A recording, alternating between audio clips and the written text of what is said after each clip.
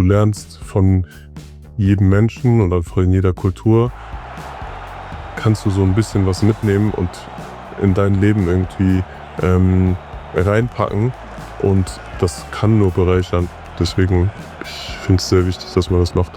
The common love for Bayern brought us together. The side of me that does not stop and is relentless is German. It just had so much detail and so much connection to what our family actually meant and our values. That's what I mean. The older generation around here is going away, and it's sad to say, but and so is the interest in history. Who would have thought that it would actually?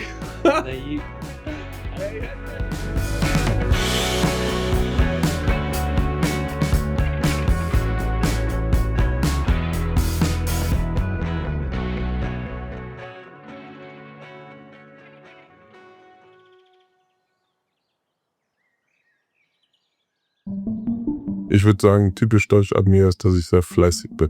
Schon sehr viel neben dem Training noch mache, mein anderes Training, privat zu Hause, Regeneration, also da investiere ich schon sehr viel Arbeit rein. Ich würde sagen, die Disziplin, auf so der Anspruch, den man an sich selber hat, irgendwie erfolgreich zu sein, Leistung zu bringen, dass es so ein gewisses Selbstverständnis gibt in der deutschen Kultur. Das Team kommt erst, dass wir trotzdem die extra Läufe hart arbeiten, auch im Training. Ich glaube, wenn Harry schießt 3 Tore, aber er rennt genauso viel wie alle anderen den nächsten Tag im Training, so einfach den Fleiß und Respekt für allen so einfach immer behalten.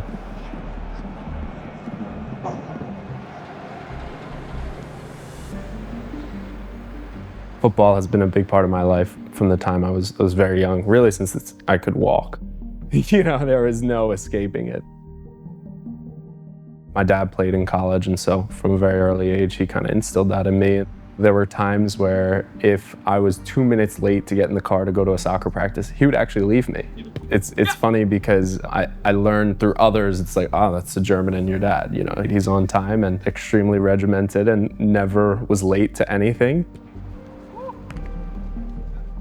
But I think it came down to really 2 things that helped me in my journey along the sport, which is 1, the mindset, and 2, the work ethic. I vividly remember the freshman summer juggling every single day of the summer and playing every single day of the summer.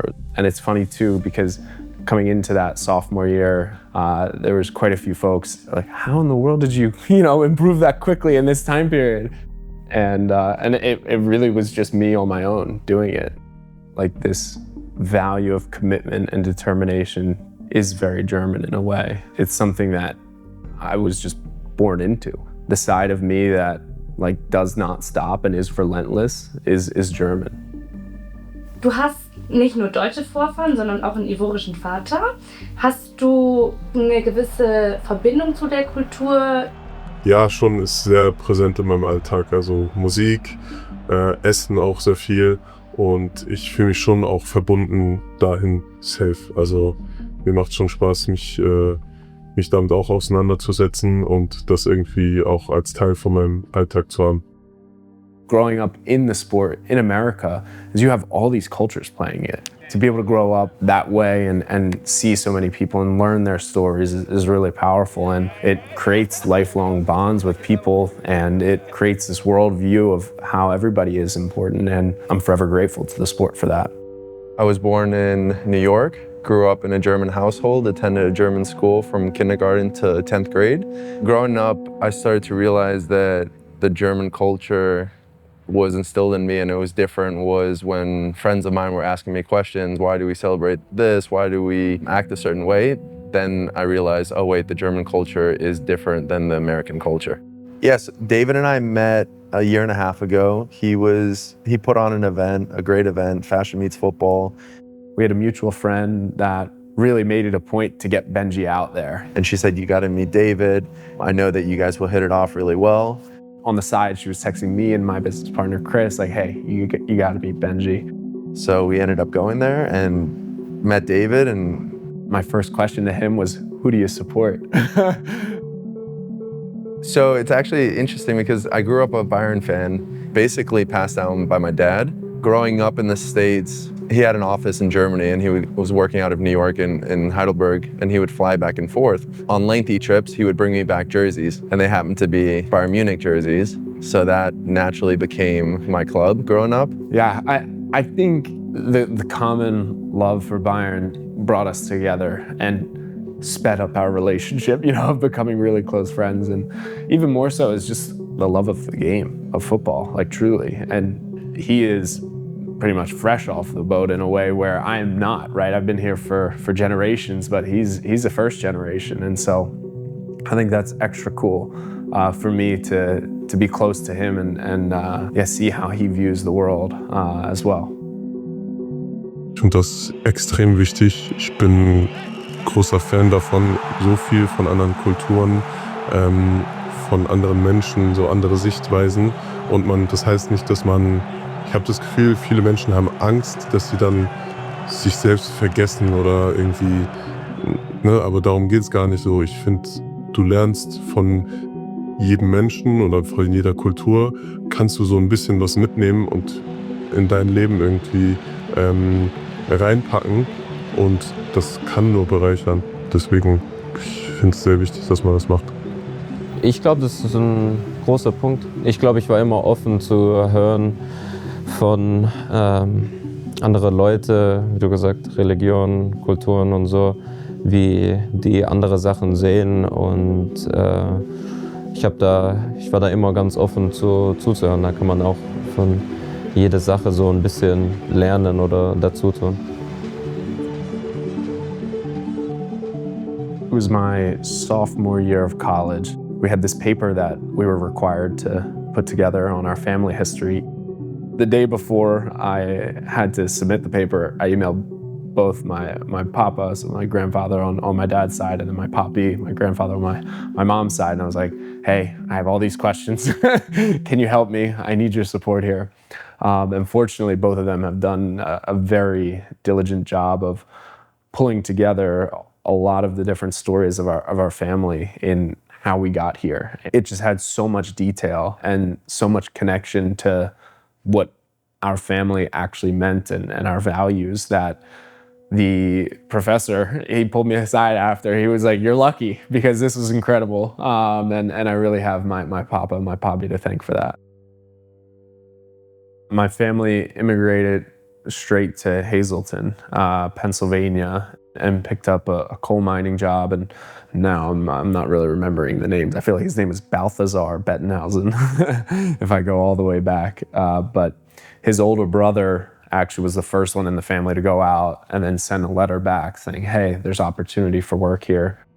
Ich glaube, man muss Mut haben, Sachen probieren auf dem Platz, auch wenn da eine Wahrscheinlichkeit ist, wenn du was versuchst, dass es nicht klappt, aber trotzdem muss man den Mut haben, Sachen zu probieren, und so gewinnt man auch Spiele.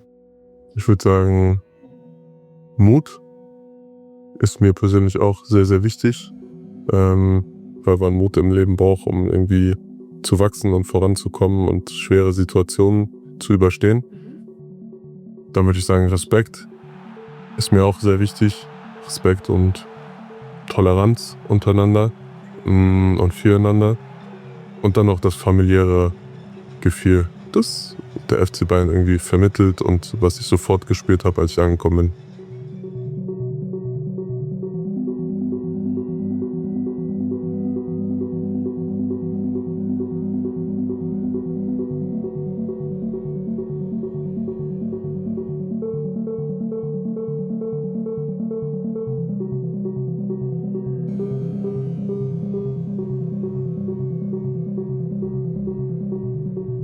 The older generation around here is going away, and it's sad to say, but and so is the interest in history. It's actually funny. The smell as I walked in reminded me of my grandfather's house, my papa's house. It's similar to what you get at like an old library where there's a lot of books and old pages and manuscripts. It's basically like a time capsule. You know, there were pieces of rooms that were blocked off that looked like it was straight from the 40s or the 50s, and it was all put together in a way that was, you know, as if it never left that era. This is the coal mining room. Each room had its own vibe and I guess theme in a lot of ways, and the coal mining room was an interesting one. It had a ton of photos, and beyond that, in the corner there was this little mini townscape that I had seen, and it reminded me of something that my papa and I would always do, along with the rest of my family, is build out this little town center around the Christmas tree. And so we'd have trains going all throughout. There was a coal mining operation, there was an ice rink, there was a school. And yeah, it was special, and it was just interesting to see the history, and then also kind of the pain that came with it. I mean, there was a bulletin that had like the number of deaths per year counted in the coal mines, and you think about all of the family trees that stopped then, and in a lot of ways, like mine didn't, but was close to. And so, yeah, I wouldn't be here if it wasn't for that. I was looking in the yearbook section, and then I remembered in my paper I had written some dates of when my ancestors first made it over to the US, and then when my grandfather graduated from university, and I was like, oh, maybe there's a chance that he, you know, I also wrote when he graduated from high school. And so I pulled it up, saw that he graduated in 1952, literally found it. Look at this. Sure enough, Tom pulls it out, and I was blown away. You know, Bettenhausen's at the top of the alphabetical order of most books, so it was the first page when you flipped over, and I saw my grandfather, and it was a photo that I don't think I had ever seen in my life. The Einstein of our class, quiet but far from shy, plans to become a chemical engineer, and he became a nuclear engineer. I couldn't believe it, but at the same time, given all that we had done, I was like, okay, you know, in a way, this is like fate to come back and see this. Yeah, it was definitely cool seeing that my grandfather was the Einstein of the class. That was special, and it was like confirmation of what I had heard a lot of from others that knew him very well, from my dad to my aunts and all the people around them. They all said he was the smartest person they've ever met. Who would have thought that it would actually... I feel like preserving history is just an important piece of human culture. We don't learn unless we see what came before us. I think, like, as it relates to individual or like family culture, I feel that there's like an additional layer of wanting to learn, because it's understanding yourself deeper. You know, in that process, as you go through and you learn more about your grandparents and their grandparents, you get closer with the people you ask these questions to. And I think that's like a really important piece of all of this, is like, you know, by asking questions, you get closer with them, and they love sharing these stories, you know? And so I think that part is special, and what you do with those learnings, you know, passing it down to the next generation or your kids is really special, and that's how you really preserve it.